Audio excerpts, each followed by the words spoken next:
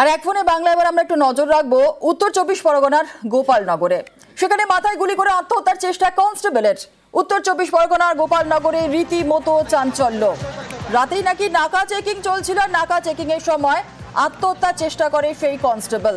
নাকা চেকিং এর দায়িত্বে থাকা অফিসারের সার্ভিস রিভলভার থেকে নিজের মাথায় গুলি, কিন্তু কেন আত্মহত্যার চেষ্টা এই কনস্টেবলের, কি জানা যাচ্ছে জানবো। অনিরুদ্ধ কীর্তনিয়া আমাদের প্রতিনিধি আমাদের সঙ্গে রয়েছে, সরাসরি চলে যাবো অনিরুদ্ধর কাছে। অনিরুদ্ধ, কেন এই কনস্টেবল আত্মহত্যার চেষ্টা করলেন, ঠিক কি ঘটনা ঘটেছিল?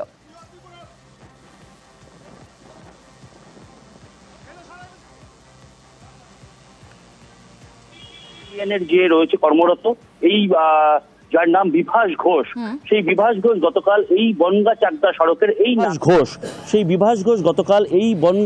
সড়কের এই নাকা চেকিং এর এই পয়েন্টেই কাজ করছিল এবং তার ডিউটি শেষের দিকে ছিল।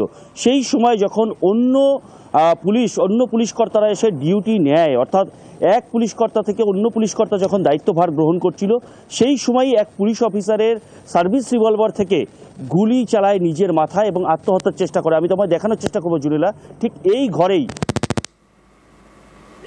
যেখানে যখন ডিউটি ট্রান্সফার হচ্ছিল অন্য পুলিশ পার্টির কাছে, তখনই তিনি নিজের মাথায় সার্ভিস রিভলভার থেকে গুলি চালায়। পরবর্তীতে তাকে সংকটজনক অবস্থায় বনগাঁ মহকুমা হাসপাতালে ভর্তি করা হয়।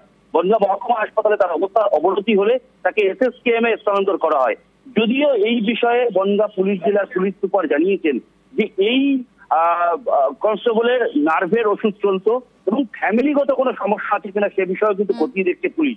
কেন কি কারণে নিজের মাথায় গুলি চালিয়ে এরকম আত্মহত্যার চেষ্টা করেছে এই কনস্টেবল, সে বিষয়ে কিন্তু খতিয়ে দেখছে পুলিশ। এবং এই ঘটনায় এলাকায় রীতিমতো চাঞ্চল্য সৃষ্টি হয়েছে, কারণ এখানে কর্মরত ছিল এবং এখানে নাকা পয়েন্টে। অনিরুদ্ধ, কত বছর ধরে চাকরিতে কর্মরত ছিল এই কনস্টেবল?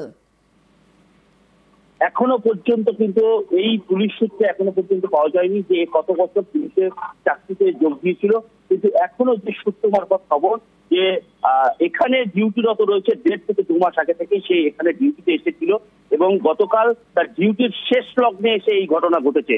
অর্থাৎ যখন ডিউটি অন্য পার্টির হাতে হ্যান্ড ওভার করবে সেই সময় কিন্তু এই ঘটনা ঘটেছিল বলে পুলিশ সূত্রে খবর। জুলেলা, বেশ, ধন্যবাদ।